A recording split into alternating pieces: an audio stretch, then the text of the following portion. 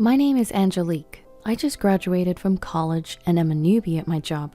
Angelique, you're a new employee training, right? Kinda like orientation? On my day off, my best friend, who I've known since kindergarten all the way through high school, asked me with curiosity. We went to the same college but were different majors. She continued on to grad school, so she's interested in my working adult life. You won't believe it. We start with a morning run every day. They say it's part of building our stamina. What? Really? Everyone? It seems she got a first taste of the toughness of working life. Well, unless there's a particular reason, everyone up to their second year has to participate. Those with 3 years or more are free, but I think about half of the entire company still does it. The other half are doing things like crosswords or brain training exercises. Whoa, interesting. I totally skipped the exercise part though. She chuckled in a peculiar way. Our company motto is also unique. It's something like, always be healthy, work hard, play hard, and live a long, active life. So for the first 30 minutes after starting work, we have time for physical and mental exercises. That is really unique. Not that I, who's not even a working adult yet, should say anything. I can interact with people from all ages and departments. It feels like an extension of a club or group in school. It's fun. I really do love the company I've joined. But don't you seem kind of tired? You're really observant. I was taken aback by my best friend's sharp observation. Yes, overall the atmosphere at the company is okay, but there is one, if not the only colossal obstacle. A supremely arrogant individual stands in my way. You want to quit? Oh, I see, just as I thought. You lack determination. The woman who is my manager is complaining bitterly with a deep sigh on a call with a part-timer who has been absent for a few days. Her loud voice, meant to be heard, seems to be filled with malice, pushing the other person into a corner. The manager, who is whispered as the queen of damaging sighs, has the destructive power to completely demoralize the person on the receiving end of her sighs. She's like, I'm taking a break, and then all of a sudden doesn't show up for days, neglecting her duties, and now she says she's quitting. How carefree. Just because she's part-time doesn't mean I'll let her get away with this. I'll push her to the very end. This goes beyond sarcasm. It's downright terrifying. The last day the part-timer came in, I noticed her body stiffen, tears welling up in her eyes. What's wrong? Are you okay? She had been scolded by the manager again. She was trembling as she spoke. It must have taken a lot of courage for her to make this phone call. Since the manager has no choice but to accept her resignation, it would be better to just let her go without any more sarcastic remarks. I found myself sighing instead. It's been about a month since I joined the company. Considering that the first week was just going round and learning from all the departments in the company, I've encountered similar situations twice in the short span of 3 weeks. It's so inconvenient. She hardly does her work and just drags everyone down. All I'm doing is pointing that out. The manager, secretly referred to as the Empress in the company, always has deep wrinkles between her eyebrows. It takes effort to replace her. It's only natural that she should have the consideration to find a replacement and finish the handover before she quits, right? The tension spreads among the employees present as the manager seeks agreement. Everyone pretended to be focused on their work, nodding without making eye contact with the manager. However, oh, you seem to have a problem. Well, as I was recalling the face of the part-timer, I was caught in the scrutinizing gaze of the Empress. I'll ask you, once you receive your salary, you should take responsibility for your work, right? Yes? If asked just about the correctness of that statement, there's no other answer but to agree. Moreover, the manager was fully aware of this and deliberately directed the question at me. Do you think it's okay to act selfishly in the workplace? No, but selfishness is the enemy of work, right? I was about to argue back, but her loud voice cut me off, and in the end, I wasn't allowed to say anything. I regret that I couldn't do anything for the part-timer who was crying back then, and that I just let the manager have her way. That's bound to stress you out. I'm sorry, I just keep complaining. I was supposed to be bragging about the company, but before I knew it, it was all just one-sided complaints from me. It's okay. You can't keep things like that bottled up, and it's not your fault you can't argue back. If you resist too much, you'll be the next target. A manager who mixes up power and authority is the worst, right? Be careful not to get on her bad side, okay? Thanks. While expressing my gratitude to my best friend, I finally brought up the main topic. About the trip, I think I can cover the costs with my part-time job savings from college and my first paycheck. I'm thinking of taking my grandparents to the resort you told me about before. Do you think they'll be pleased? This was the real issue I wanted to discuss. She is well informed about traveling, having done so extensively with her family. Of course, the inn is one that even my picky grandmother was completely satisfied with. You can't go wrong. My best friend gave her approval with a smile. I'm glad. I really want to make it a good memory since we're doing it. I was planning a trip with my grandparents using the money I had diligently saved up. My grandparents are the ones who raised me in place of my parents who passed away when I was young. I wanted to give something back to the two of them who always put me first and supported me, so I had been saving money from part-time jobs since my college days. Gifting a relaxing stay at a luxury inn with your savings and first salary, your grandparents will definitely be thrilled. Seeing my friend smile, my cheeks also relaxed. However, it was Friday afternoon, the day before the trip. I was called by the manager and went to her desk, and she said, "Classify these by category and analyze them. They're documents to be used at the beginning of next week." She was wearing an unusually bright lipstick and had a smug smile on her face. Huh? I was suddenly faced with a pile of thick documents, and my eyes widened in surprise. You want me to analyze this by the end of the break? There were several binders, each one being super heavy, and they were all out of order. Just sorting and classifying them would likely take a whole day. And to analyze them on top of that.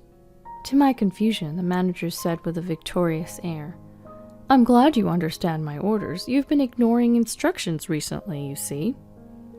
Unable to hold back the unreasonable accusations, I decided to stand my ground. I hate to point out, but it's Friday, and there are barely 2 hours left until the end of the day. It's simply impossible to finish these documents by the beginning of next week. I tried to reply as calmly as possible. Ever since our part-time worker left, the Empress seems to have picked me as her next target and has been intensifying her harassment.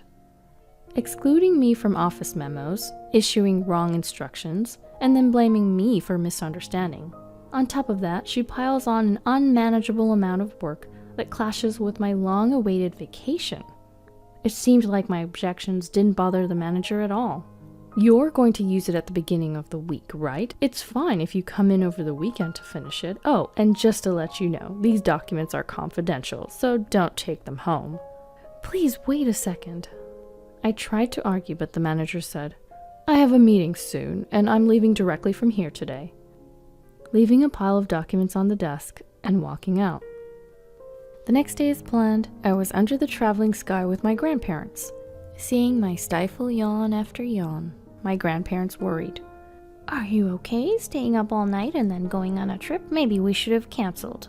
"I'm fine, don't worry. I was really looking forward to this trip today." Even so, my grandparents were worried about me because I'd worked all night and came home just in time for departure. Even though I had informed them in advance, it seems as though I'd caused them some anxiety. No, this won't do. It's a special trip, so I have to make it enjoyable. I cheered myself up and turned a smile towards my grandparents. "Look at this view, it's amazing. The sea is so beautiful. Don't worry about me. I worked a lot so that I could enjoy delicious food at the inn, soak in the hot spring, and sleep soundly on a fluffy bed." When I acted in such a silly manner, my grandparents finally started to enjoy the view with a relieved expression. But a nightmare was waiting for me in the midst of all this fun. "Did you finish the job I asked for? You didn't quit it, did you?" A familiar voice startled me while I was strolling alone in the inn after checking in. "Manager? Why, out of all places, why here?" As if hearing my inner voice, the manager snorted and laughed. "Ha, I ruined your weekend to teach you a lesson. I thought it was unlikely, but as I thought, you ignored my instructions, didn't you?" The manager's words clung to me like a curse, and I was hit with a severe bout of dizziness. So you deliberately assigned me an unreasonable task to coincide with my vacation? The thought of being given work to ruin my vacation made me seethe with anger. But how did you know about my plans? I knew the manager had sharp ears, but this was astonishing. You were chattering away during break time. Where are you going? When are you going? Oh, I'm so jealous. You were so pleased being praised by everybody. It was hilarious.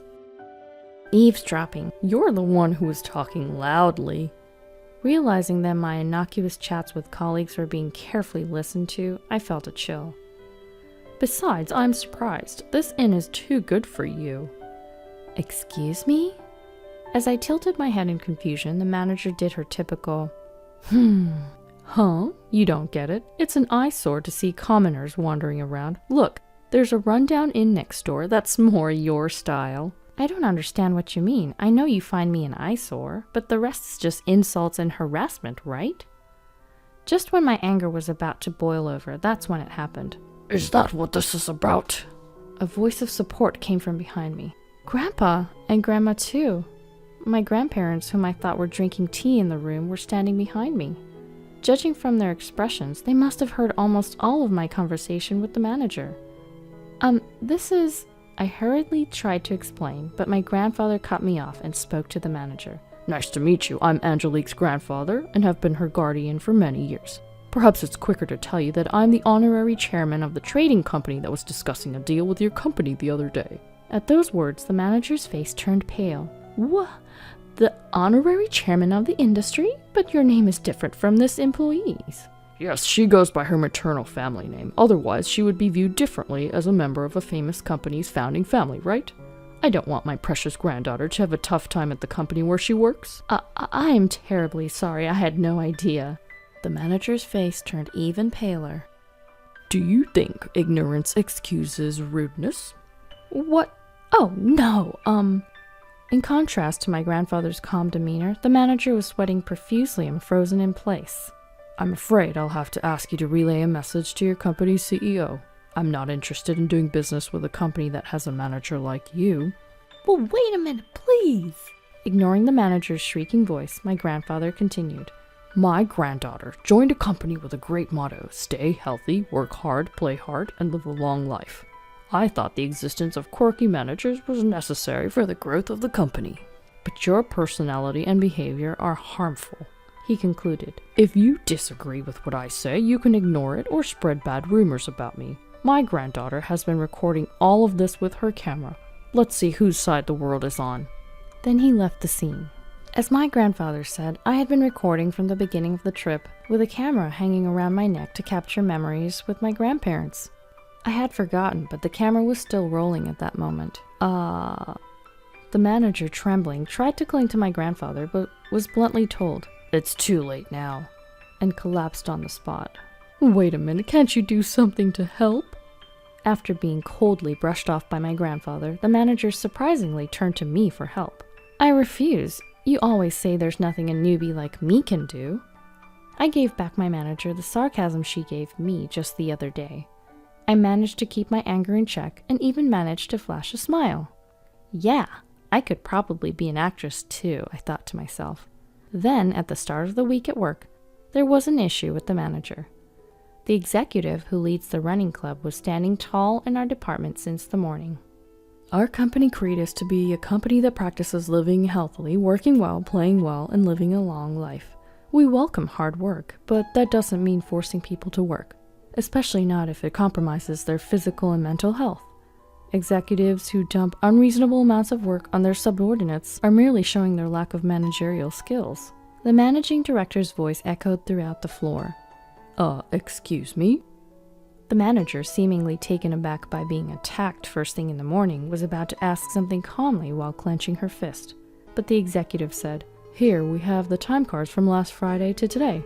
There were 5 employees who came to work on Friday and stayed until Saturday morning. 3 people worked on their days off on Saturday and Sunday, and this morning, Angelique came in early. The manager seemed more and more perplexed as she was presented with these records. What does that mean? I explained to the confused manager, prompted by the managing director. If I may, You instructed me to finish organizing and analyzing a massive amount of data by the start of the week, and told me to work during holidays if necessary, but it was impossible for me alone. Just then, the executive happened to pass by, so I was able to consult with the people around me, and with the cooperation across departments, we managed to complete the task as you instructed, spending the amount of time and manpower I just explained. Since the running club members who helped this time were there at the executive's meeting, I took the opportunity to thank them again. I only worked from Friday night to Saturday morning, and early this morning after returning from the trip. I was hardly any help, but thank you so much for helping me. When I bowed, I received kind words in return like, "We help each other out in times of trouble," and "That's what running buddies are for." The manager finally seemed to have grasped the situation, and this time she came at me. "Crossing departments, you say? I didn't authorize such a thing." She seemed intent on blaming me for overstepping her authority. "I approved it." "The managing director?" At the managing director's words, the manager was frozen in shock. The newbie in the running group, who always had a smile on her face, was in deep trouble. When I heard the situation, I found out they'd been burdened with an absurd workload. It would have been fine to leave them be, but since it was work necessary for the company, I took charge and gained everyone's cooperation. I apologize for the post-approval, but first. The managing director stared at the manager. I can't forgive the base motives behind burdening a hard-working employee who's trying to be filial to their grandparents with an impossible task just for harassment. These were the most forceful words I'd ever heard the managing director say. The managing director's face softened a bit. "The other day, my grandchild who visited me cooked up some fried eggs. Haven't recently learned how to make them. They were overly charred and even had eggshells in them, a real mess. But it was the first time my grandchild had cooked something with such dedication. To me, it was the best feast ever." He talked, overlapping his feelings for his grandchild with the sentiments a supervisor should have for their subordinates. "Despite the kitchen being a complete mess from my grandchild's cooking, my wife was in high spirits all day. That's just how it is. When I told them it was delicious, the proud smile on the young face was the most endearing thing." The managing director's unexpected story brought tears to the employees' eyes as they shared memories of their own grandparents. "I still can't forget the taste of the rice porridge my grandma made me when I was sick. And the Band-Aid my grandpa put on me saying, 'Pain, pain, go away,' seemed to heal me faster." While almost bursting out laughing at the managing director's doting grandparent stories, I felt a lump in my throat, wondering if a present for their grandparents could elicit such an emotional response. The people who helped me that day told me as I bowed, "If you think you're causing trouble, the best way to show us respect is to go and have as much fun as possible." And they sent me off on my trip. I love this company, all of you, and of course my job. That's why it's so frustrating to see part-time workers and employees like me being targeted and quitting due to unreasonable demands. Saying this with all the courage I could muster, a warm round of applause erupted from those around them. However, the manager seemed irritated by this and confronted them. "Do you think it's okay to talk like that?" The managing director quickly reprimanded her. "Silence! If you want to stay with this company, you'll lose all your titles and privileges and be demoted to the same status as a new employee. Naturally, you'll be starting from today, so the employee who joined a little before you, Angelique, will be your senior. You should be careful with your words." Upon hearing that the president had also approved, the manager shook her head intensely and yelled, "No, I won't accept this." But there was no help for her. Instead, everyone's cold glares focused on her. "If you don't like it, you're welcome to submit a resignation letter anytime." Well, what? This was the downfall of the manager known as the Empress. Afterwards, she was literally demoted to a rank-and-file employee. She stuck around the company for a bit, but maybe she couldn't handle the tough treatment she was getting because one day, she just stopped coming in. A few days later, her resignation letter came in the mail. Around that time, our company was being covered on TV.